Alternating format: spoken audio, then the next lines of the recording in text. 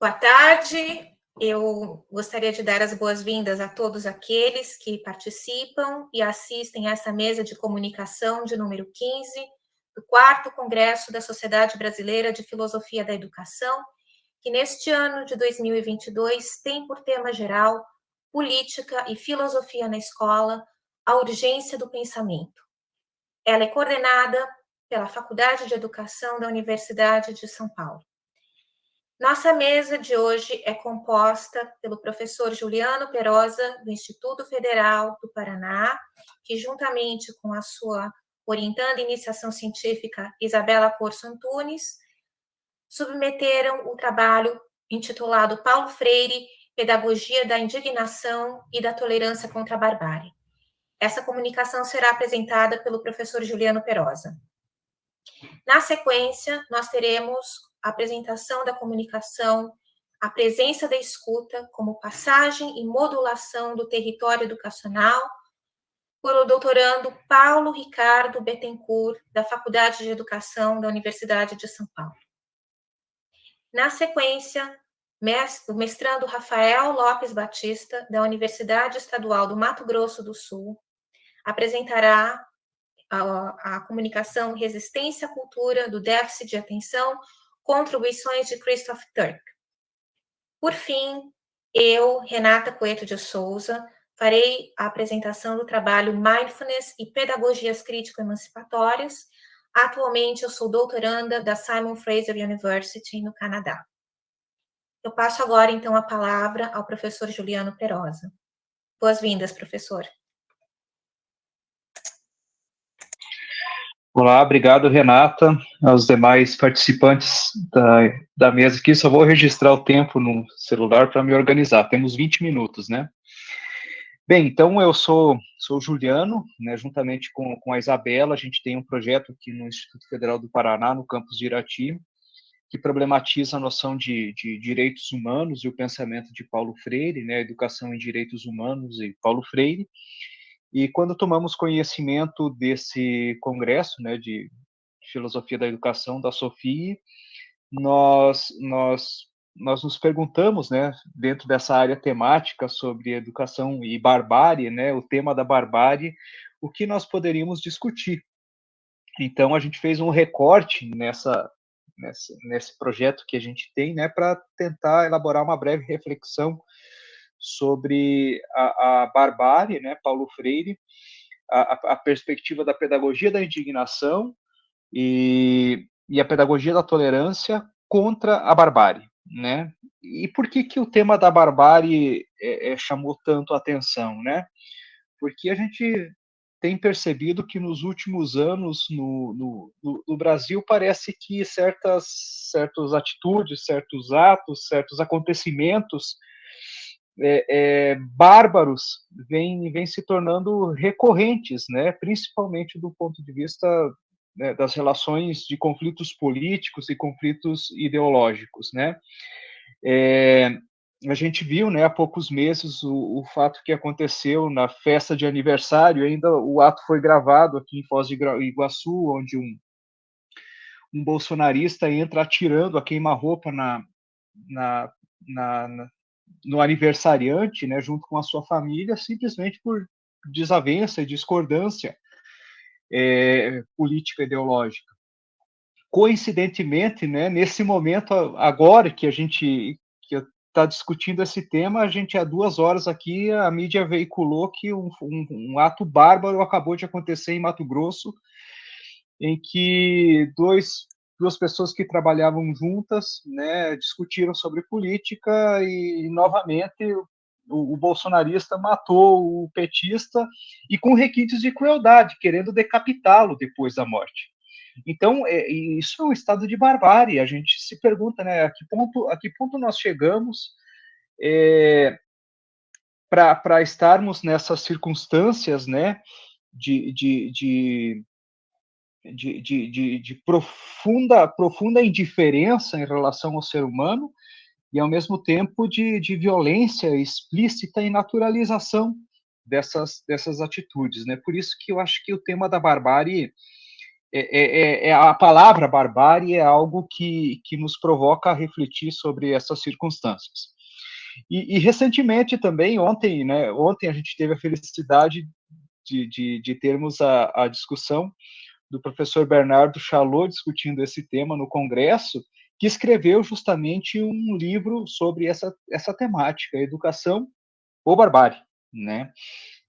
Logo depois que a gente começou fez o resumo, né? Faz pouco tempo que eu tive conhecimento desse livro, ainda não tinha tomado conhecimento e percebi como o professor Bernardo Chalot tocou em questões centrais, né? No que se refere do ponto de vista da reflexão sobre os fundamentos da pedagogia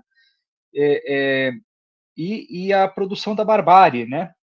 Porque ele levanta uma questão, né? Olha, na contemporaneidade nós temos aquilo que ele chama de silêncio antropológico, né? As pedagogias tradicionais sempre, tanto as pedagogias tradicionais quanto as pedagogias novas, né, consideradas novas, sempre tematizaram ou problematizaram essa relação da regulação dos desejos, né, ou a normatização dos desejos. Então, isso está muito presente, né, na perspectiva platônica, cristã, né, de que os desejos têm que ser domados, né, ou os desejos têm que ser controlados, ou a natureza precisa ser controlada, ou a questão do pecado original na paideia cristã, né, tem que ser controlada pedagogicamente. Então aqui a gente tem uma normatividade, a gente tem uma concepção de ser humano, tem uma concepção de sociedade, né, tem uma finalidade a se atingir. As pedagogias novas focam mais na problematização do desejo, né? Como compreender o desejo, como dar vazão mais a essa natureza intrínseca da criança e possibilitar que o ser humano que naturalmente desabroche a partir disso tudo. E o professor Bernardo Chalot, ele coloca justamente essa questão que a contemporaneidade, regida pela lógica do mercado, né, parece que esfacelou essa discussão em torno do que é o ser humano, né, ou essa problematização sobre o sentido, o significado da vida humana, ou da presença humana no mundo. E é por isso que numa sociedade regida pelas regras do mercado, obviamente que as consequências também seguem os ditames das prerrogativas economicistas, né? E por isso que ele vai colocar justamente isso, né? Hoje não há mais uma regulação entre desejo e norma.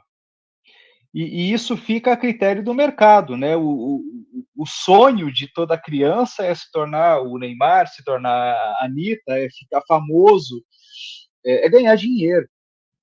Consequentemente, né, o sonho é aquilo que orienta o desejo, é aquilo que normatiza o desejo, né? Então, o mercado suscita essa mentalidade consumista, né? E essa mentalidade consumista coloniza, de certa forma, os desejos. E, consequentemente, ele vai avaliar, né, em 4 tendências isso na educação, como que isso se faz muito presente nos discursos pedagogicizantes, poderíamos dizer, né, na contemporaneidade, né? O primeiro, discurso da qualidade na educação, né? Dizer, qualidade para quê? Qualidade para você se inserir no mercado de trabalho. O outro discurso predominante são os das neurociências, né? O terceiro, das tecnologias, digo, digitais e da cybercultura, e o quarto, do pós-humanismo. Né? Eu acho que ele vai tratar da relevância disso. Né? Quando se fala de qualidade na educação, né, ele vai falar do SAEB, vai falar do PISA, né, os grandes normatizadores internacionais, dos que fazem um ranking da educação, né, mas põem lá português, matemática, ciências exatas, mas e as humanas, né, estão fora, filosofia, poesia, história, está fora disso tudo, né? Será que o ser humano se resume a essa perspectiva linguística, né, e lógica, né? Aquilo que nos torna humanos vai muito além, né, desse reducionismo. E, obviamente, que é um recorte, né, da avaliação do ser humano para uma perspectiva de encaixe na sociedade de mercado, né? A perspectiva das neurociências, ele vai dizer, nossa, olha, é muito importante essa discussão, essa compreensão sobre o funcionamento do cérebro, como que se dá essa apropriação cognitiva dos conhecimentos, como funciona biologicamente, como se dá esse processo. Mas há uma perspectiva que vai muito além, né? Não se pode reduzir essa discussão às neurociências, porque o ser humano, né, transborda essa tendência quase que positivista de compreensão. A perspectiva das técnicas digitais e da cybercultura, ele também vai dizer, olha, isso é muito interessante, é fundamental discutir sobre educação e tecnologia, é graças a isso que a gente está conversando aqui, mas também não define o ser humano, assim como a noção de transhumanismo, né? Algo que está em processo de transformação, algo que a gente ainda não consegue compreender onde chegaremos, né? E então é nesse sentido que ele vai dizer, olha, todas essas tendências são importantes, mas parece que a discussão sobre o que é o ser humano, né, esse silêncio antropológico, parece que é gritante. E, consequentemente, a gente percebe que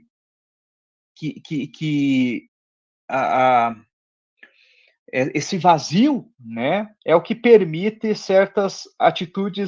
que certas atitudes bárbaras aconteçam, né, sem que a gente se indigne, ou que haja uma certa indiferença quanto à banalização do próprio ser humano. Então é nesse sentido que a gente começa a compreender, né, olha, essa presença massiva neoliberalizante desde a década de 90, né, são 30 anos de um processo que só vem se expandindo cada vez mais, parece que se infiltra cada vez mais nos âmbitos da nossa cultura, né? E molda nossas subjetividades, coloniza nossas subjetividades de uma tal maneira, de tal modo que a gente aceita passivamente certas atitudes bárbaras, certos acontecimentos chocantes cruzando os braços, né? E daí aqui que chama muito a atenção o escrito de Paulo Freire, foi uma das últimas palavras que Paulo Freire escreveu antes de morrer, no dia 21 de abril de 1997, né? Ele falece no dia 2 de maio, né, do mesmo ano. Então, alguns dias antes de ele morrer, ele escreve uma carta pedagógica cheia de indignação e, ao mesmo tempo, pedindo tolerância, que foi o acontecimento daqueles adolescentes no Rio de Janeiro que incendiaram o índio Pataxó, o índio Galdino, né?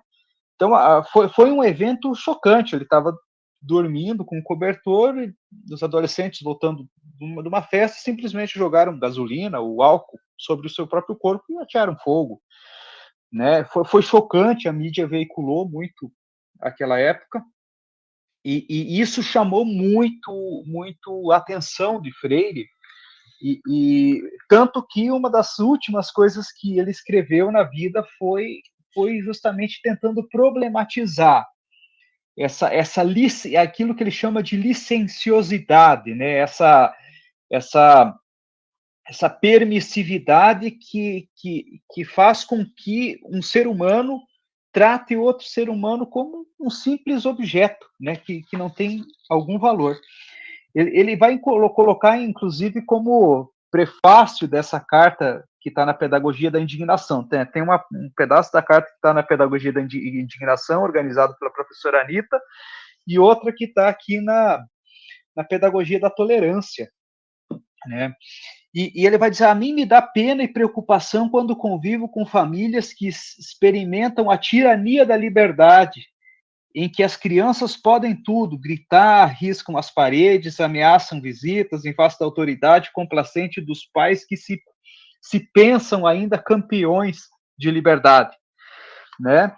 E ele aprofunda isso, né? Olha, é preciso deixar claro em discursos lúcidos e em práticas democráticas que a vontade só se autentica na ação de sujeitos que assumem os seus limites.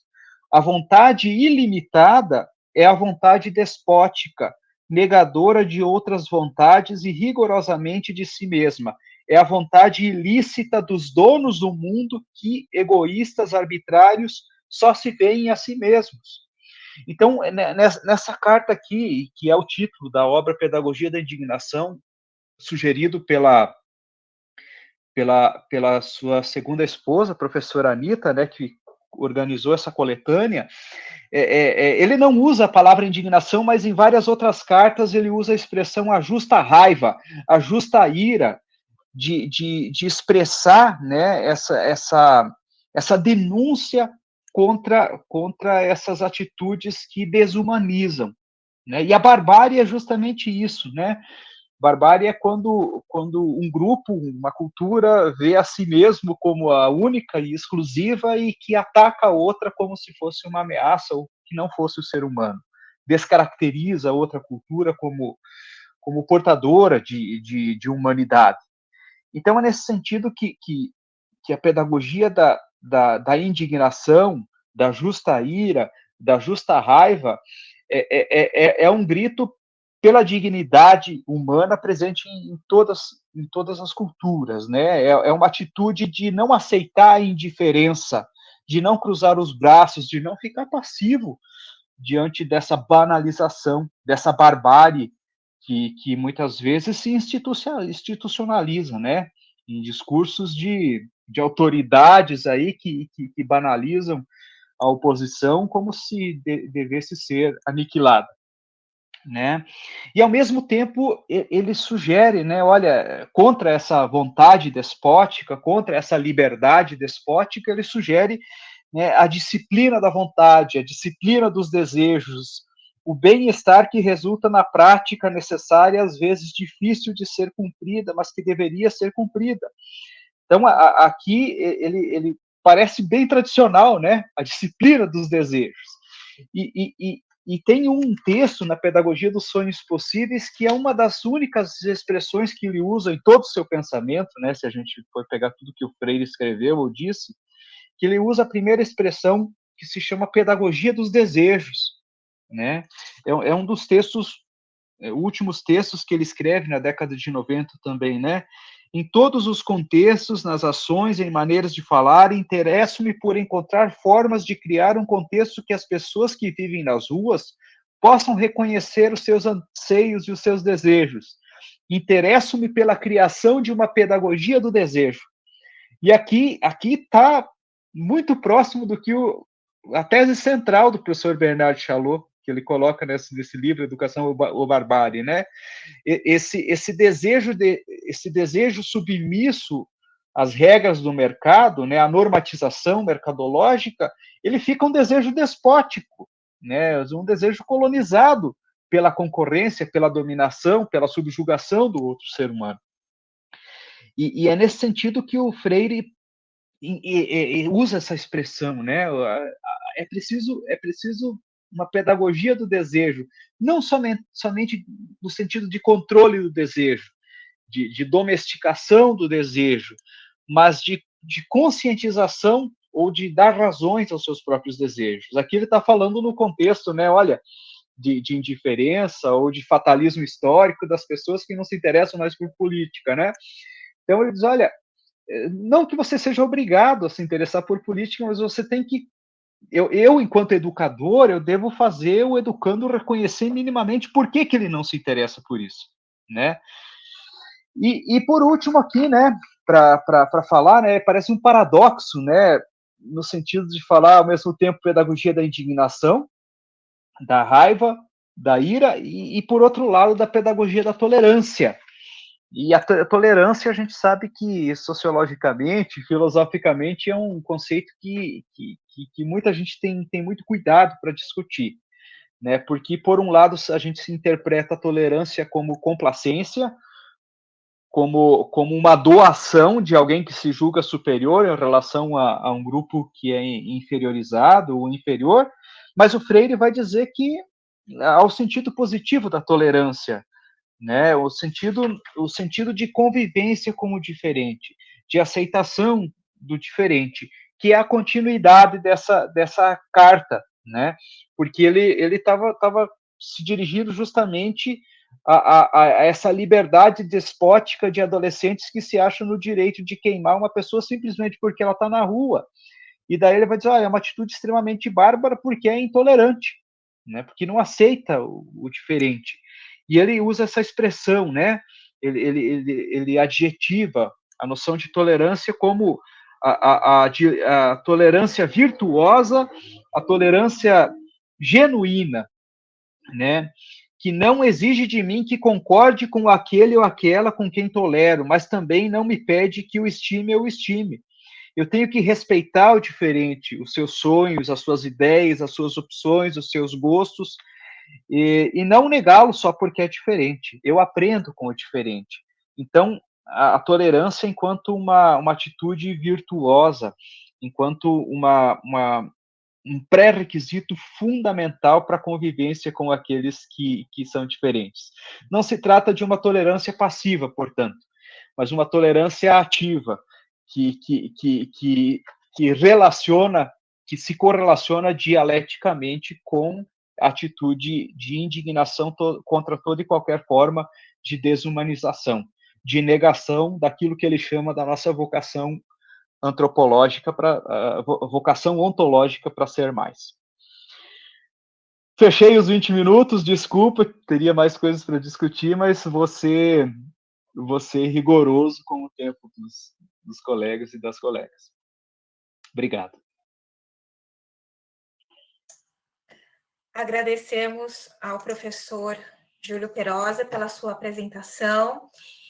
E eu passo em seguida a palavra para o Paulo Ricardo Bettencourt, que vai apresentar a presença da escuta como passagem e modulação do território educacional. A palavra é com você, Paulo. Boa tarde a todos, é um prazer imenso estar aqui, poder compartilhar um pouquinho de partes, né, dessa pesquisa que está praticamente se iniciando, né, mas já é um pouco, né, dessa contribuição, né, para o Congresso e de como a gente pode pensar junto a questão da escuta, né, na educação, né. E aí, logo de cara, eu já queria dizer que quando eu falo em escuta, né, ao longo do texto eu vou trazer isso, né, quando a gente fala em escuta, a gente não está trazendo aqui um conceito de escuta psicanalítico, né, ou até mesmo da psicologia, né, mas uma forma de perceber a escuta em seus modos mais ampliados, né, que não diz respeito somente ao aparato auditivo, mas de toda uma sensibilidade de um corpo que escuta, de um corpo que se expressa em seus sentidos, né, e que ele está integrado, né? Então, quando a gente fala escuta, visão, a própria fala, né, que eu vou trazer um pouco essa questão da fala no ambiente educacional, de como essas coisas estão integradas e que não há uma oposição entre elas, né? Mas, de uma certa forma, uma forma de sensibilidade, né?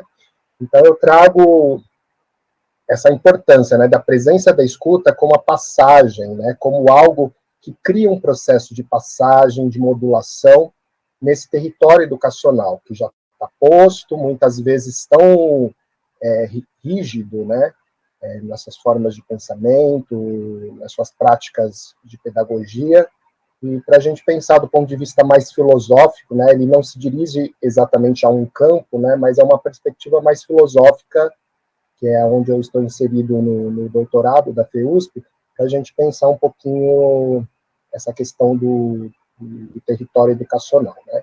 Então, eu trouxe aqui, a minha fala eu vou ler, porque acho que eu consigo controlar melhor o tempo e também não me perder um pouco na fala. Falar, falar, falar. Certamente falamos demais por termos pouca coisa ou nada a dizer. A tagarelice parece não ter fim. As palavras são excessivamente desperdiçadas e mutiladas, porque perdemos a dilatação das experiências que não são faladas. Uma pausa indispensável para o burburinho das ruas, da televisão, do trabalho.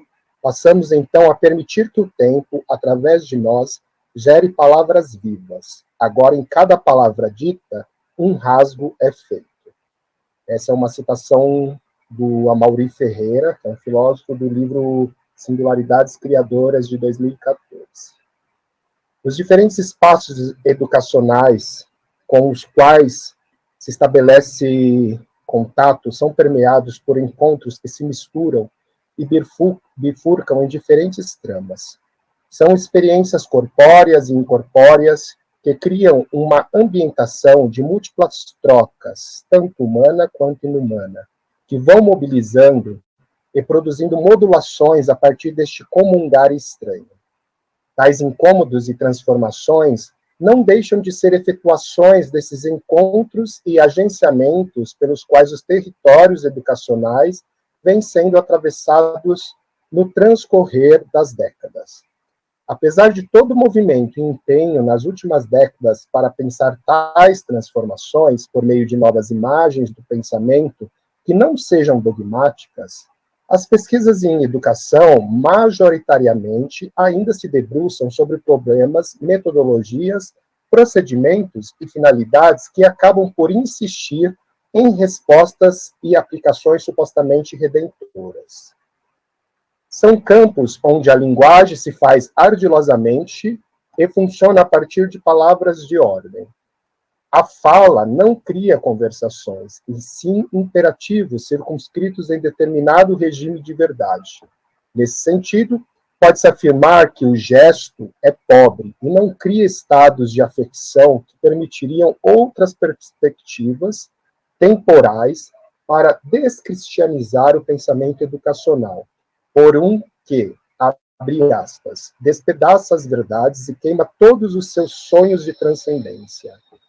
Impõe-lhe o disforme e o aleatório, o acaso.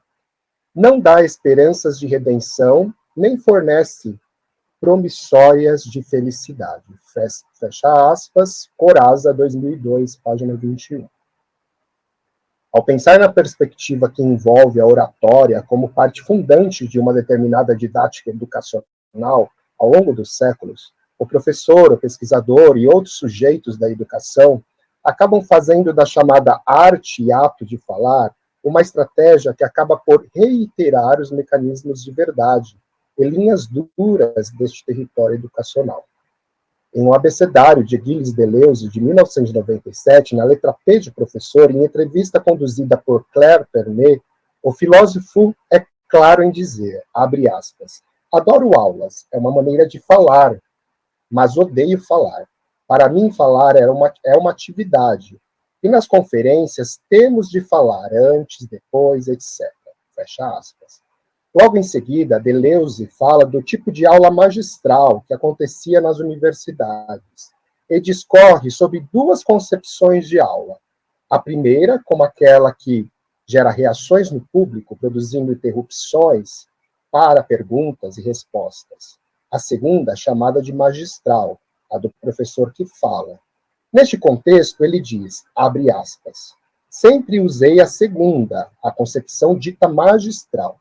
É preciso achar outro termo, porque digamos que é mais uma concepção musical. Fecha aspas. Bem sabemos que a tagarelice que permeia a educação é grande.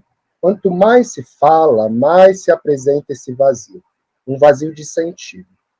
Azevedo e Monteiro, 2016, ao tratarem sobre a presença da voz na sala de aula, também irão se questionar sobre tal centralidade da voz do professor, nos procedimentos que envolvem o ensino, abre aspas. Tem-se a impressão de que o professor fala para seus ouvidos, para ouvir a sua voz, para si, para emitir a voz. Ele precisa de audiência e não necessariamente de ouvintes, fecha aspas. O conceito de logos é central no pensamento socrático platônico. Perspectiva essa que irá conduzir todo o valor da fala em torno do valor educativo. Isso verifica-se a partir dos diálogos platônicos, onde o conhecimento deve ser transmitido e assim conectado com a realidade. Será o elo racional de todas as crenças em conexão com a realidade. A voz acena e pede passagem para uma gagueira, um tempo hiato, que suspende toda a reação logorreica. Que outras vozes humanas e inumanas podem compor a cena? Quais linhas de forças virtuais e atuais podem atravessar o campo educacional? A concepção de aula magistral, colocada por Deleuze, deixa claro que a tagarelice não permite outras entradas, não deixa que as potências do tempo invente outros diagramas e coloque os ativismos pedagógicos em certa suspensão. Davi Lapujá, de 2013, em seu livro Potências do Tempo, busca ampliar as possíveis relações que envolvem a duração sob a perspectiva do filósofo Henri Bergson. Pensar tal duração é pensar o escoamento do tempo. Esse escoar que não se confunde com algo que escoa, produz efeitos sobre a sensibilidade, que são vibrações, ressonâncias, tonalidades e frequências que ultrapassam a condição humana para pensar a liberdade. Abre aspas. É preciso conseguir pensar o escoamento independente das coisas que escoam, assim como é preciso pensar a mudança sem que nada mude. Lapujá, de 2013, página 13. A duração seria a emoção em nós, a própria passagem do tempo, um afeto que implicitamente já sugere movimento.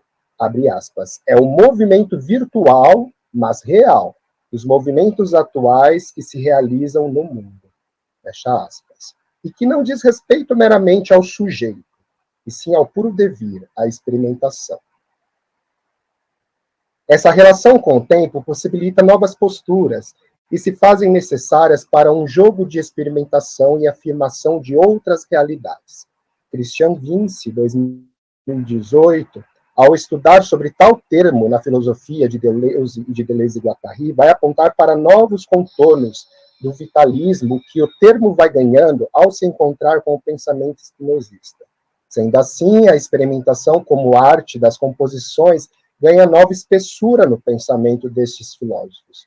Para além da arte, coloca-se como possibilidade de fazer deslocar determinados territórios educacionais e gerar movimento em tais formas sediças de pensamento.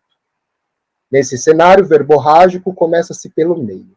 Traçam-se emaranhados de linhas, narrativas, personagens, imagens e pistas que fazem saltar problemas que ganham consistência nesse fazer cartográfico. Tais questões se efetuam a partir de encontros díspares de territórios que se avizinham, criando certos diagramas que possibilitam essa dinâmica entre o atual e o virtual. Essa máquina abstrata e intensiva que é o diagrama possibilita determinada tensão, aproximação máxima das experimentações, tornando as forças inaudíveis em audíveis, a partir de escutas flutuantes, que se fazem nesses agenciamentos. Por virtual, iremos compreender a perspectiva deleuziana em que, abre aspas, né, citação, o virtual não se opõe ao real, mas apenas ao atual. Nesse sentido, o virtual possui uma plena realidade como virtual. Para Marcel Proust, escritor francês, em Um Tempo Redescoberto, Em Busca do Tempo Perdido, os virtuais são reais sem serem atuais, ideais sem serem abstratos e simbólicos sem serem fictícios. Nesse sentido, o virtual deve ser definido como uma própria parte do objeto que não pode ser determinada. Nessas dinâmicas entre real e virtual, Criam-se zonas de contágio, avizinhamentos de relações, conexões de velocidades e ritmos múltiplos, onde a escuta pode funcionar como dispositivo fluido, que permeia, corre, atravessa e conecta. Mas o que pode a escuta? Quais escutas percorrem o território educacional? A escuta também vai compreender seus contornos e funcionalidades em determinados ambientes. Majoritariamente, a escuta, bem como a fala, está presente nesses espaços centrais de fala, porém, de que maneira ela acaba sendo circunscrita? Seria a escuta tão livre ou já delineada e produzida a partir de relações de poder que vão se constituindo? Aqui não queremos pensar uma oposição entre fala e escuta, mas sim como elas funcionam e se agenciam neste jogo de possibilidades. O artista, pesquisador, com ênfase em arte sonora, Juliano Bissi, em seu livro Condição de Escuta, de 2008, aponta para os diferentes contextos e condições em que as escutas são produzidas. A escuta também se insere em um regime de controle, porém com maior grau de permeabilidade e ou porosidade em relação à visão, pois a mesma capta de forma unidirecional e não tem pálpebra. Posto isto, o Bissi 2008 traz a perspectiva de panfonos, em oposição ao panóptico de Foucault, como uma orelha que tudo capta, onde o poder se faz audível, com as novas tecnologias da informação e comunicação, as TICs. Isso se torna cada vez mais presente. O conto Um Rei à Escuta, de Ítalo Calvino, retrata tal questão, onde um rei cego controla todo o reinado, não mais a partir de um campo de visão, mas a partir de sua escuta, em um determinado grau de silêncio. Então, como a escuta poderia ser e ter maior relevância em uma perspectiva que crie maior fluxo, imprima ritmo nesse território educacional? Quando a diferença é colocada em movimento, através das muitas escutas em agenciamentos, criam-se texturas ou camadas que vão criando uma ambientação e assim deslocando os territórios fixos.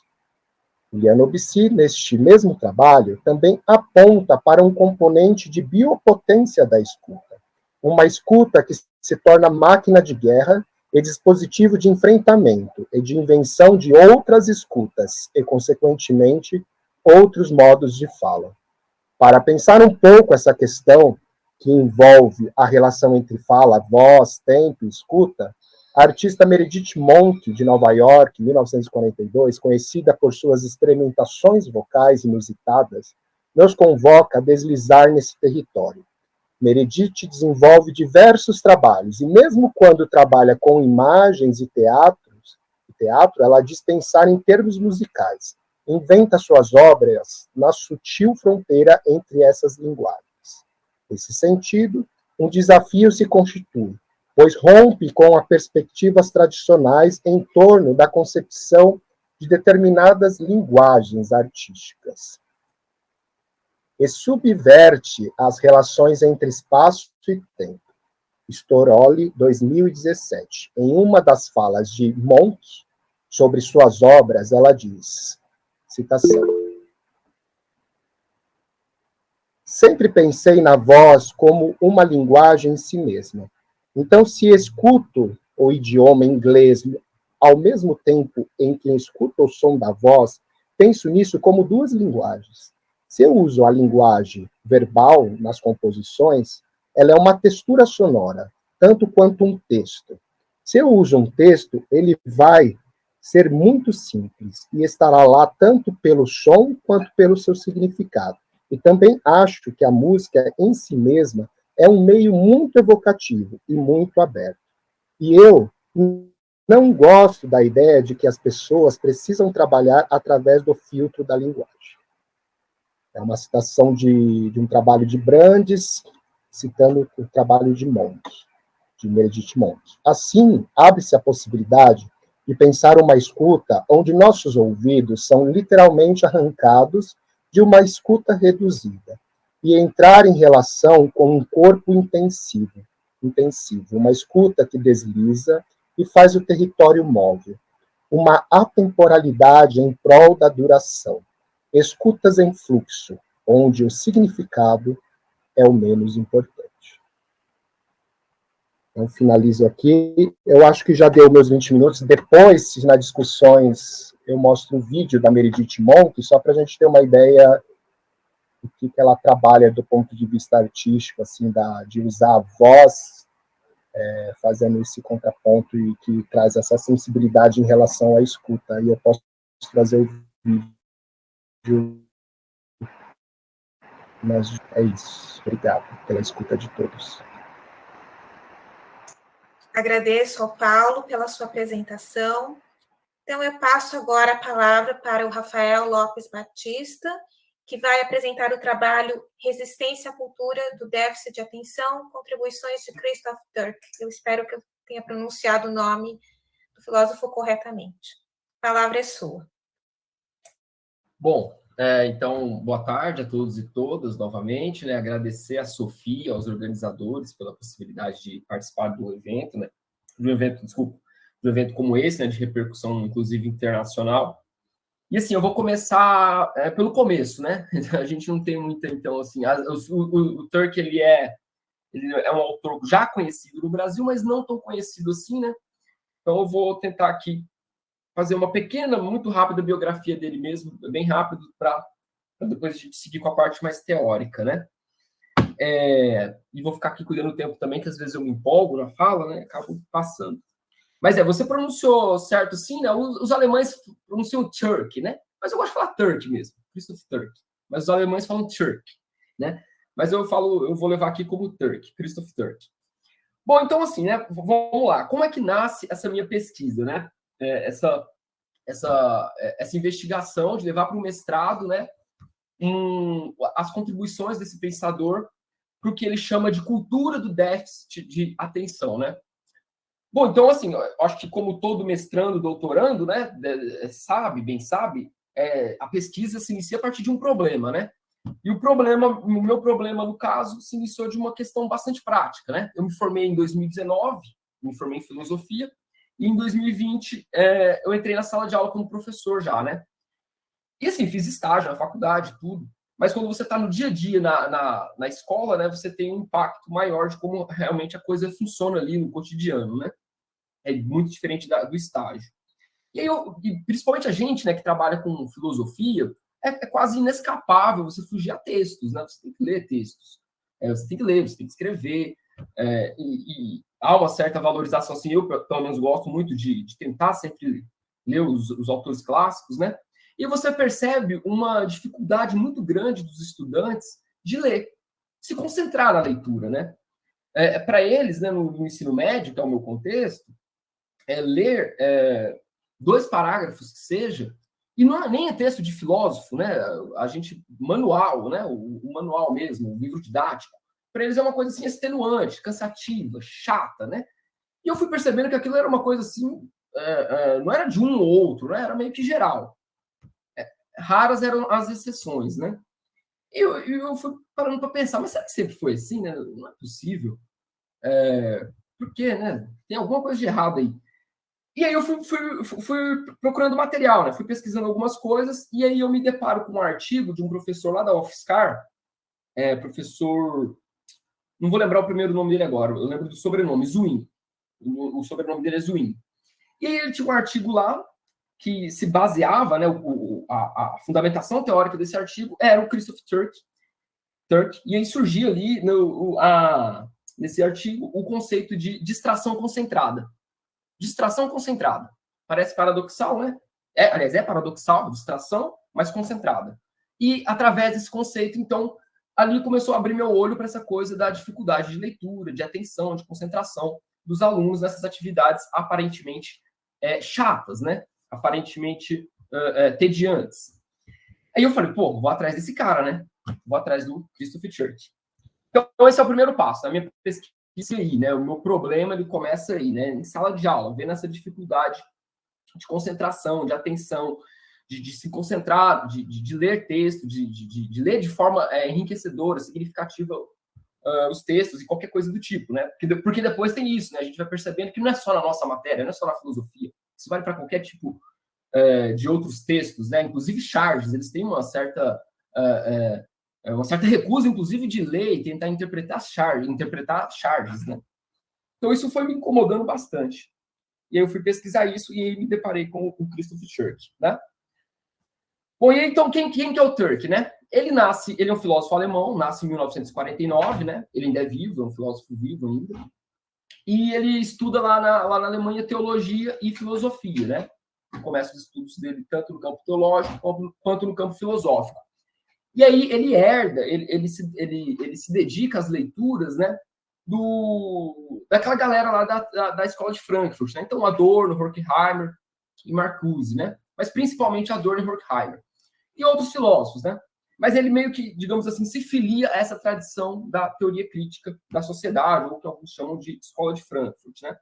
Aí nos anos 90, começo dos anos 90, ele vem para o Brasil, ele vai para a Universidade Federal do Rio Grande do Sul, passa uns anos lá dando aula, aprende a falar português muito rápido, né? Ele tem até uma entrevista dele publicada aqui no Brasil, que ele explica a história dele ter aprendido português, assim, acho que em 6 ou 7 semanas, para dar aula lá na Federal do Rio Grande do Sul.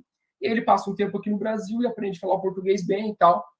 Então, assim, essa é uma história curiosa, né? Porque é um filósofo vivo, se a gente procurar vídeo dele no YouTube, acha falando, palestrando em português. Inclusive, uma dessas palestras mediadas pelo professor Oswaldo Giacóia, né? Que estava conosco ontem. Então, o Christoph Türk, digamos, essa é uma rápida biografia dele, né? Filósofo alemão, ainda vivo, pertencente a essa tradição do que a gente chama de teoria crítica da sociedade, né? Bom, então, agora eu vou para a parte, digamos, mais teórica da coisa, né? Em 2002, ele publica um livro, né? Que eu vou tentar, assim, né? Naquela ideia de começar do começo, vou fazer uma espécie de linha cronológica das ideias dele, das principais obras, né? Para chegar a esse problema, então, esse entendimento, essa interpretação que ele faz do déficit de atenção, né? Da cultura do déficit de atenção. Então, em 2002, ele publica esse livro aqui, Sociedade Excitada, Filosofia da Sensação, né? Publica em 2002 na Alemanha, é traduzido no Brasil em 2010. E aí eu vou passar pelas teses principais, assim, as teses que mais me importam, né, para essa fala aqui, as teses mais importantes, para a gente ter uma sequência lógica da coisa aí, né? Bom, então o que ele diz nesse livro, né? Bom, esse livro, o foco desse livro ainda não é a questão da atenção, não é o problema da atenção, ainda não está nesse livro aqui, né? Mas sim as mudanças históricas pelas quais o significado de sensação passa, da pré-história aos dias atuais. Então, como o título do livro diz, é uma filosofia da sensação, dos sentidos. Ele faz uma longa análise histórica do ser humano, longa no sentido literal do termo, ele volta ao período paleolítico, à pré-história, aos homens da caverna, né, para entender como se constituem as sensações humanas, né, parando hoje, nos dias atuais, né, marcado por esse contexto que ele chama de revolução microeletrônica, né? Tem, então, essa penetração muito grande das tecnologias de informação e comunicação na nossa vida diária. Bom, e qual, digamos assim, que é a grande sacada do texto, assim, né, do livro? Uma das grandes sacadas do texto é que o significado de sensação ele tem uma mudança.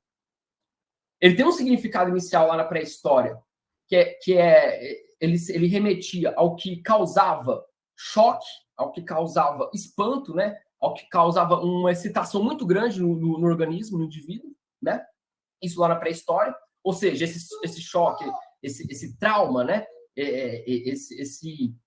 Essa força que atingia o organismo vivo era basicamente advinda das forças da natureza, né? Ou seja, grandes tempestades, trovões, vulcões, ataques de animais, né? Toda essa coisa que o homem primitivo se deparava e para ele era um choque, né? Era uma coisa que causava sensação. Isso era a sensação inicial, né? O ser humano, através de um conceito, que depois eu vou chegar nele, um conceito que é como bom teórico da tradição da escola de Frankfurt, né? O Türk ele faz muito essa mediação entre teoria social, marxismo e psicanálise. Então, da psicanálise, ele pega o conceito de compulsão à repetição. E ele vai dizer que o ser humano só assimilou esse choque, né, esses choques violentos da pré-história, por esse instinto primordial que é a compulsão a repetir, né? Depois eu vou falar um pouquinho mais desse instinto. Mas, enfim, através desse instinto, o ser humano foi mudando o significado de sensação, até que sensação passou a significar apenas percepção. A percepção sensorial que eu tenho de qualquer coisa, de qualquer estímulo externo, é a sensação.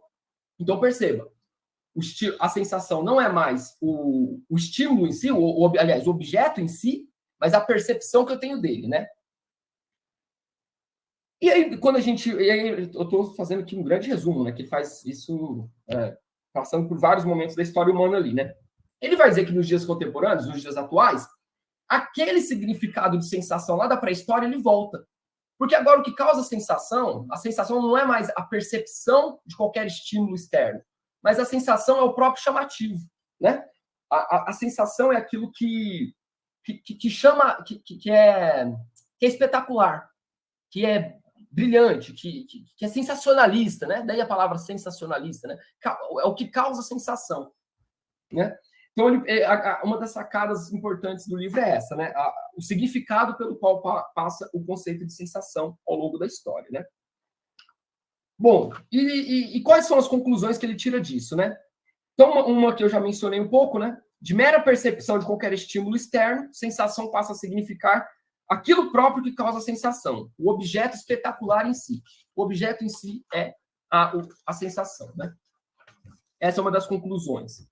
A segunda, e decorrente dessa primeira, né? Acontece que para causar sensação, ou seja, para ser uma sensação, é preciso antes chamar a atenção. Então aqui começa a entrar a coisa da atenção, né? Para você causar a sensação, você antes tem que chamar a atenção. O objeto precisa se destacar para que os indivíduos possam o notar, né? Há, portanto, uma disputa geral e microeletrônica pela atenção. Assim como tudo no capitalismo neoliberal, a luta pela atenção acontece através da pressão concorrencial. Então, o que o Turk está dizendo? Há uma luta pela atenção. Essa luta pela atenção, ele vai dizer que é uma luta pelo aí, pelo estar no mundo, pela existência. Porque você esse estado que a gente está de excitação constante, né? Essa excitação do espetacular, do chamativo, da sensação, ela exige uma disputa pela atenção dos indivíduos, né? E se todo mundo está numa pressão concorrencial, concorrendo pela atenção dos outros, a gente entra numa luta pelo reconhecimento, né? Uma espécie de luta pela existência, né? E aí ele retoma o Berkeley. Berkeley é aquele filósofo, teólogo lá do século XVIII, né? Muito conhecido por aquele princípio ser é ser percebido, né? Então, o Turk vai fazer uma releitura desse ser é ser percebido, né? O princípio epistemológico, que lá no Berkeley é um princípio apenas epistemológico, né? Só existe aquilo que é percebido, ou seja, ser é ser percebido, adquire, né? Nesse contexto nosso contemporâneo, uma força de verdade, né? Pelo menos em termos de sentido figurado, né? No sentido figurado, no sentido social, ser é ser percebido passa a ser uma verdade. Só existe, só é reconhecido no mundo, só passa a ter existência reconhecida aquilo que causa sensação. E para você causar sensação, você tem que entrar nessa luta concorrencial pela disputa de atenção dos outros, né? A gente quer chamar a atenção dos outros a todo momento. Então, a gente acaba entrando no jogo de tentar buscar chamar a atenção a todo momento das pessoas, né? Isso no trabalho, na escola, na vida privada, em tudo, né? A gente precisa aparecer, a gente precisa ser chamativo. As empresas entram nisso, o setor público, os políticos, eles precisam chamar a atenção, né? É uma espécie de falem mal de mim, mas falem de mim, né? Eu tenho que aparecer. Então, isso vai acabar virando para o Turk um imperativo ontológico, né? Acaba virando uma espécie de ontologia. Para eu ser, eu tenho que ser percebido. Essa é uma consequência importante, uma das conclusões importantes para a gente entender aqui o meu intuito, né? Então, né, voltando lá para a história, o Turk percebe que a compulsão à repetição só ela poderia ser a responsável pelo processo de humanização, né? Então, essa compulsão à repetição que ele pega lá do Freud, da psicanálise freudiana, vai ser a responsável, né? Ele vai identificar como a responsável por ter feito, por fazer com que o ser humano consiga assimilar aquele choque traumático. E como a gente vai ver mais para frente um pouco, é justamente essa repetição, essa compulsão à repetição, que vai poder ser uma forma de resistência essa cultura nossa, né? Essa sociedade nossa, que a todo momento tenta captar a nossa atenção por esses estímulos audiovisuais muito chamativos, muito coloridos e coisa e tal, né? E qual que é o princípio da repetição, né? Aliás, o princípio da compulsão à repetição, digamos assim, a lógica de funcionamento dela, né? É repetir o pavoroso, o assustador, o não familiar, através de rituais sagrados, né? Isso quando ele está falando lá da pré-história. Na esfera do sagrado estão as faculdades elementares, o surgimento dessas faculdades elementares, né? A própria atenção, a memória, a capacidade representativa, a imaginação. Para o Turk, tudo isso, todas essas capacidades psicológicas, para a gente muito basilares, né? Elas são fruto dessa compulsão à repetição. Elas só existem no ser humano por causa dessa compulsão a repetir o pavoroso, o que causava choque, o que causava medo, o estranho, o não familiar. Isso, para ele, tem uma gênese sagrada, uma gênese teológica, né? O ser humano repete o horror desses traumas naturais pelo sacrifício, pelo culto, né? Sacrificando grandes animais, inclusive os próprios humanos, próprios seres humanos em algumas culturas, né? Isso tudo, o Turk está falando aqui, amparado em pesquisas arqueológicas, em pesquisas etnográficas, né, em coisas do tipo. Ele vai dizer que toda cultura tem seu culto sacrificial, né? Seus cultos sacrificiais. E que essa compulsão à repetição, ela está ali, manifesta nesses cultos sacrificiais, na tentativa de apaziguar o efeito traumático daqueles choques da natureza, né? Então, beleza, é que agora a gente dá um salto, né? A gente sai do livro de 2002, que ele tem essas conclusões aí mais gerais, eu trouxe aqui, tentei trazer as principais, para um livro que ele publica em 2012, ou seja, 10 anos depois, e é traduzido aqui para o Brasil em 2016, e aí se chama Hiperativos, abaixo a cultura do déficit de atenção. Então, aqui é um livro um pouco diferente, que ele já vai pegar dessa teoria, que está lá na Sociedade Citada, né? Ele vai pegar como fundamento filosófico essa teoria, mas ele vai pensar os impactos disso na educação, no campo pedagógico, né? E aí, agora vocês entendem, né? Que a relação entre o meu problema de pesquisa lá e o Turk, né? Ele vai ter uma espécie de proposta pedagógica, porque ele também nota, né? Que esse contexto de desatenção, de hiperatividade, de ficar mudando de método a todo momento, de procurar coisas novas sempre, é uma coisa que assola o mundo.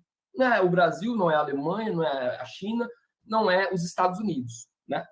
É o nosso mundo como um todo, as nossas sociedades, né? Bom, então, e aí ele lança uma espécie de polêmica, né? Não é uma polêmica, não é bem uma polêmica, mas ele é um pouco... Isso causa, assim, um certo desconforto em algumas pessoas, né? Quer dizer mais ou menos o seguinte, né? Não basta tentar compreender o TDAH, ou seja, o transtorno de déficit de atenção e hiperatividade, apenas do ponto de vista biológico, da genética ou das neurociências, ou das neurociências em geral. É necessário uma teoria social mais ampla. Então, ele não faz uma negação do TDAH, ele não entra naquele rol dos que dizem que o TDAH não existe, que é a invenção da indústria farmacêutica, aquela coisa toda. Ele não entra nisso.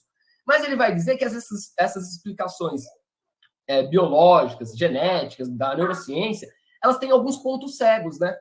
Elas não conseguem perceber que a existência do TDAH, né, como a expressão máxima, a expressão mais radical dessa cultura do déficit de atenção, ela é fruto de toda uma sociedade, de toda uma cultura, né? Que já está aí há alguns séculos fundamentada, alicerçada nesses estímulos, né, nesses choques audiovisuais onipresentes na nossa vida. Então, a grande questão aqui desse livro, né, do Hiperativos, é dizer, olha, o TDAH, beleza, ele existe, mas ele é só, digamos assim, a expressão mais radical, né, a expressão última desse fenômeno mais geral, que a tendência é se alastrar. Então, aqui, para mim, o que mais me chamou a atenção nesse livro, que eu acho que vale a pena destacar, é que o que o Turk está dizendo é que nós, enquanto civilização, enquanto sociedade, enquanto cultura, nós estamos regredindo do ponto de vista cultural e fisiológico, neurofisiológico, com as nossas de leitura, de retenção, de concentrar, tudo isso. Então, o que o Turk está dizendo aqui é um pouco assim, e aí eu acho bastante interessante, olha, em vez de evoluir, a gente está involuindo. E não é só evoluindo no sentido de cultura, de sociedade, é no sentido neurológico também, no sentido da configuração do nosso corpo, do nosso organismo também. Então, para fechar aqui, né, o que eu diria que é uma espécie de resumo, né, e essa minha pesquisa está em andamento, né, está longe de ser concluída, mas é que o grande choque, aliás, o grande conflito que eu vejo aqui é que a gente está naquele velho impasse da filosofia, né, a relação entre sociedade e indivíduo, entre natureza e cultura, né, como que a sociedade impacta a configuração dos indivíduos, né, e esse indivíduo, por sua vez, repassa isso para a sociedade, né, enquanto a natureza, ou seja, a biologia, é determinada pela cultura. Então, eu enxergo no Turk uma tentativa de conseguir meio que associar, fazer essas coisas se casarem, né? Mas eu diria que, do ponto de vista dele, a nossa cultura determina a natureza, né? Tá mais para isso do que para o contrário.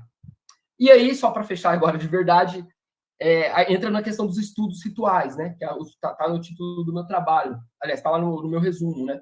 Os estudos rituais, vou tentar falar aqui em um minuto, ele vai dizer, remontando aquela ideia lá da pré-história, que a escola precisa se apegar a uma organização curricular, didática e pedagógica que privilegie as estruturas dos rituais, as repetições. E aí eu acho que vai causar mais polêmica ainda, né? Ele causa assim, um certo sentimento de, putz, o que esse cara está dizendo?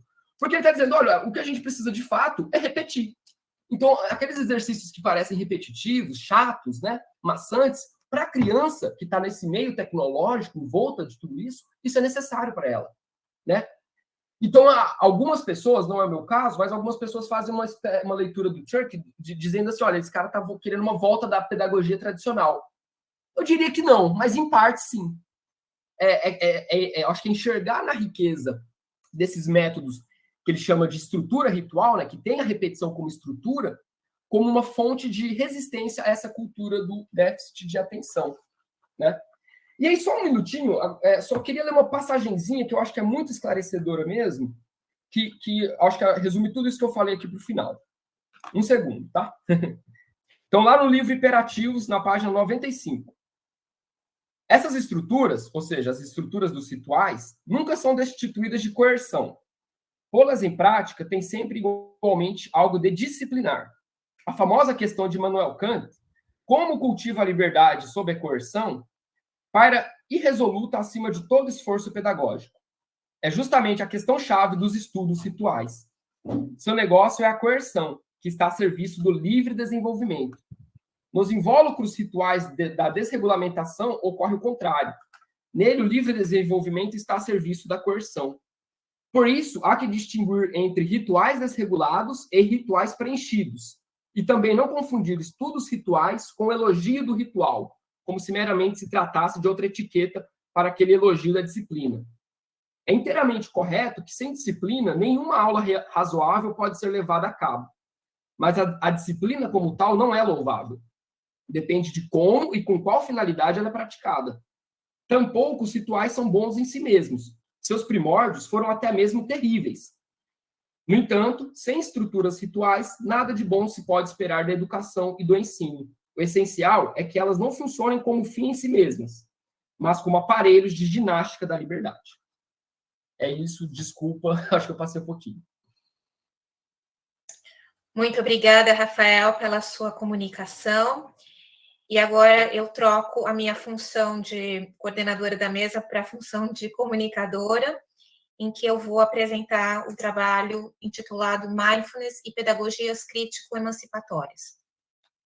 Então, iniciando, eu vou fazer uma breve contextualização e justificativa da relevância desse tema.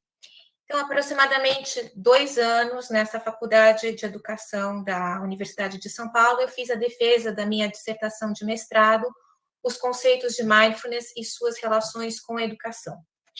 E, embora eu vá tratar disso um pouquinho mais à frente nessa apresentação, eu já gostaria de adiantar para aqueles que não sabem que mindfulness envolve um conjunto de práticas budistas ou derivadas do budismo. Portanto, mindfulness tem origens religiosas. No entanto, recentemente, mindfulness vem ganhando popularidade em esferas seculares, portanto, sem qualquer tipo de associação à religião ou à ideia de espiritualidade. Então, cada vez mais nós vemos essa prática sendo adotada em empresas, nos esportes, nos hospitais e clínicas, nas Forças Armadas e na educação.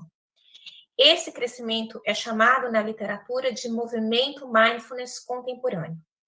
É um movimento que está concentrado no continente norte-americano, aqui no Canadá e nos Estados Unidos, e no Reino Unido, mas também encontrado em outros países, e também no Brasil, embora aqui ainda ele seja um pouco incipiente.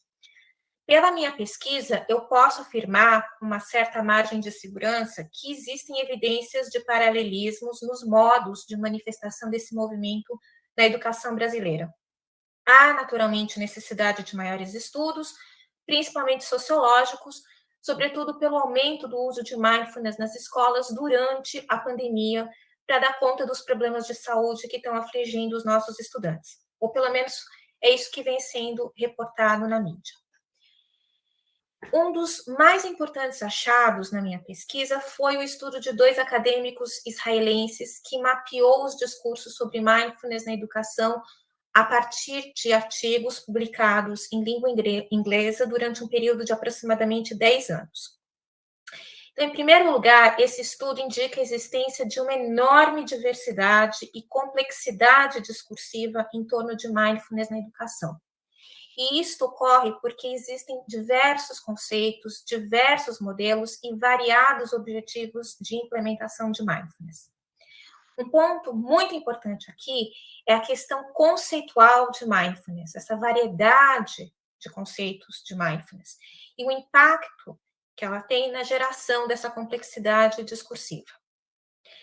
Todos aqueles que se interessam ou vierem a se interessar pelo estudo de mindfulness em qualquer campo de conhecimento, não apenas na educação, precisam ter em mente que, ao se lançar nessa empreitada, não há como evitar de se defrontar com o problema conceitual de mindfulness.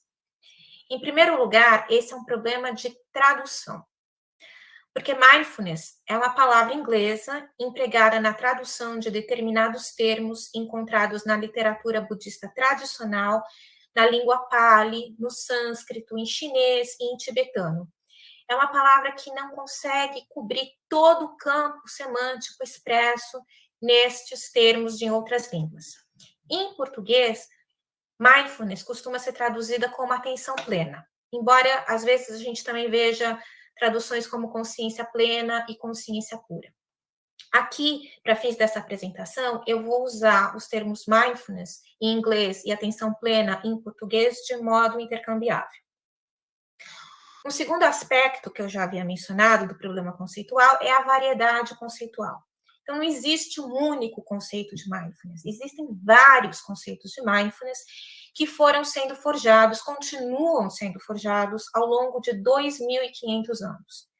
E no decorrer da sua trajetória conceitual, é possível observar 3 grandes períodos. O primeiro período é o período do budismo tradicional, entre aproximadamente os séculos V a VI a.C. É o contexto das origens do budismo e de mindfulness.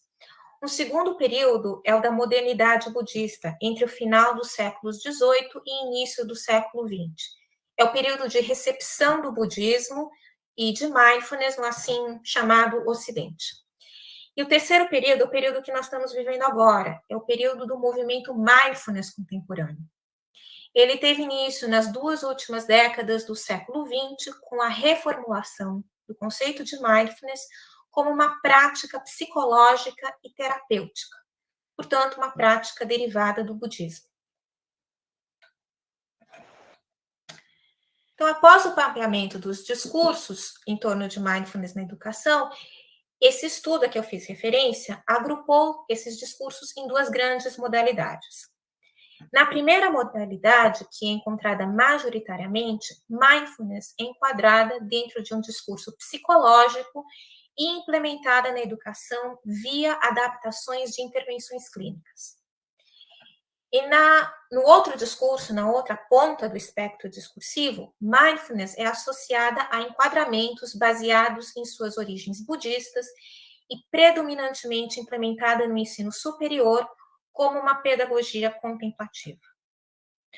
A minha pesquisa de mestrado se debruçou de modo crítico sobre esta modalidade discursiva majoritária de mindfulness na educação, que é a modalidade psicológica, criada pelo movimento mindfulness contemporâneo. Então, como eu já havia falado, neste período foram feitas as reformulações do conceito de mindfulness, que o dissociaram das suas origens budistas e o transpuseram para uma linguagem científica voltada para os estudos clínicos. E a partir dessas reformulações foram criadas as chamadas intervenções ou terapias ou protocolos baseados em mindfulness. Apenas para relembrá-los sobre a importância desse ponto para a educação, a grande maioria das implementações de mindfulness na educação é feita via adaptações destas intervenções clínicas, principalmente do Programa de Redução de Estresse baseado em mindfulness, criado em 1979 pelo norte-americano Jon Kabat-Zinn. Nesta e em outras intervenções, um outro tipo de intervenção que é bastante comum de ser adaptado para os contextos educacionais é a terapia cognitiva baseada em mindfulness. Então, nessa intervenção e em outras, de modo geral, o participante é instruído a assumir uma postura confortável, via de regra sentada, e a colocar o foco de sua atenção sobre o seu movimento respiratório e demais sensações somáticas produzidas. Toda vez que a atenção se desvia do seu objeto de foco, para os pensamentos, para os sentimentos ou para as sensações que surgem, o praticante é instruído a simplesmente se dar conta destes, aceitando-os e observando-os sem qualquer julgamento, qualquer elaboração conceitual ou interferência, e em seguida a voltar sua atenção para a respiração. Com o tempo, foram surgindo estudos que queriam entender, por exemplo, os efeitos psicológicos produzidos pela prática de mindfulness. Para isso, no entanto, esses estudos precisavam construir uma definição operacional de mindfulness. Dentre estes estudos, destaca-se aquele de Bishop e dos seus colaboradores, feito em 2004, que forjou o mais representativo conceito contemporâneo de mindfulness. Então, por esse estudo, mindfulness foi definido como um tipo de consciência que emerge na prática e que se caracteriza por ser uma consciência não elaborativa, não discursiva, não julgadora e centrada no presente, semelhante a uma habilidade ou capacidade desenvolvida com a prática. Mindfulness também foi definido, esse tipo de consciência, como uma habilidade cognitiva que envolve dois processos. O primeiro processo é chamado de controle dos processos cognitivos, ou de autorregulação da atenção. O segundo processo seria o de monitoramento do fluxo da consciência. Trata-se de uma determinada orientação, uma determinada atitude em relação à experiência imediata, aquela experiência das sensações, das emoções, enfim, de tudo que rodeia o praticante. Essa orientação ou atitude, ou melhor, atitudes, são a de curiosidade, abertura e aceitação. Em outras palavras, o praticante exercita-se em não se enredar nos fluxos de pensamento ruminativo e discursivo sobre sua experiência e a possível origem desta.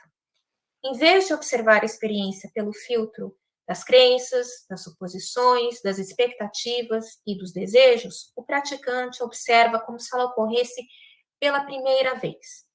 Esta é uma qualidade ou atitude que Jon Kabat-Zinn denominou mente de principiante. Por esta razão, esta consciência que emerge com a prática de mindfulness, então vejam, mindfulness definida como um tipo de consciência, mas também como uma prática. Então, essa consciência é também considerada investigativa da experiência pessoal, da experiência imediata pessoal. Mindfulness seria um esforço intencional para observar e melhor compreender a natureza dos pensamentos e dos sentimentos. Então, mindfulness é considerada um processo de obtenção de insight sobre a natureza da mente pela adoção de uma perspectiva descentrada, distanciada, não reativa ou não automatizada em relação aos pensamentos e sentimentos, para que estes possam ser observados ou investigados em termos de sua subjetividade, em oposição à sua necessária validade, e em termos da sua natureza transitória, em oposição à sua permanência. Deste modo, segundo este entendimento, associado ao trabalho de Kabat-Zinn e a outras intervenções clínicas baseadas em mindfulness, a prática de mindfulness estaria próxima de uma técnica de treinamento da atenção. Estas reformulações contemporâneas de mindfulness e suas aplicações na educação vêm sendo objeto de inúmeras críticas. Para os críticos, tais reformulações envolvem inúmeros processos que resultam na medicalização, na banalização, trivialização, comodificação, instrumentalização, privatização, atomização e individualização de mindfulness. Eu explico. Mindfulness teria se tornado e aqui eu vou citando várias passagens desses críticos, teria se tornado uma espiritualidade técnica, uma tecnologia do eu terapêutica e neoliberal, uma técnica de autoajuda, ou mais uma técnica de autoajuda comodificada e da moda, ou ainda uma panaceia neutra e universalmente aplicável. O uso de mindfulness como ferramenta terapêutica intensificaria a responsabilidade pessoal dos estudantes, dos trabalhadores, enfim, daqueles que praticam, pelo seu bem-estar, em uma cultura que medicaliza e psicologiza a saúde mental e o sofrimento dos indivíduos, ao mesmo tempo em que os aclimata e os torna dóceis a sistemas neoliberais injustos e opressores, os verdadeiros artífices destas condições. Estas circunstâncias tornariam mindfulness contemporânea moral e eticamente suspeita, ou mesmo ausente de fundamentos éticos, quando comparada às suas origens budistas. Contudo, o conceito contemporâneo de mindfulness, ou de atenção plena, informa não apenas as implementações psicológicas de mindfulness na educação, via adaptações de intervenções clínicas, mas também informa as implementações de mindfulness como uma prática pedagógica, que é aquela segunda modalidade discursiva localizada na literatura de mindfulness na educação. Para muitos educadores norte-americanos adeptos de pedagogias crítico-emancipatórias, a prática pedagógica de mindfulness lhes é complementar. Como isso é possível? Estes educadores integram um grupo dentro da vertente crítica de mindfulness que entende que o cultivo da atenção por meio da prática de mindfulness é uma atividade eticamente neutra que pode, ou melhor, deve, em seu processo de recontextualização para a educação, ser informada por fundamentos éticos seculares.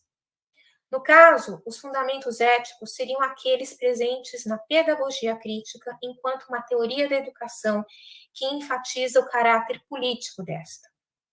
Segundo a pedagogia crítica, a educação deve ser compreendida em seu contexto sócio-histórico e político e deve ter, por fim, a transformação da ordem social apoiada nos valores de justiça, igualdade, democracia e liberdade.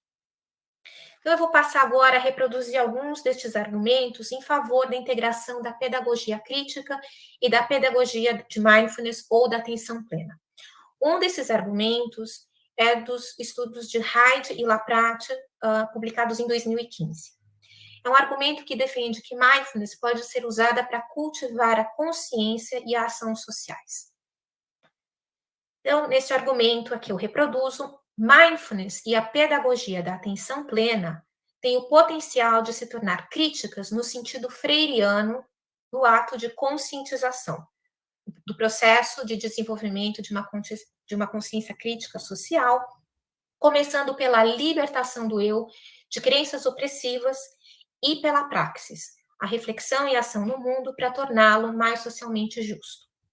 Segundo Paulo Freire, a conscientização é um pré-requisito necessário para a libertação de si e dos opressores.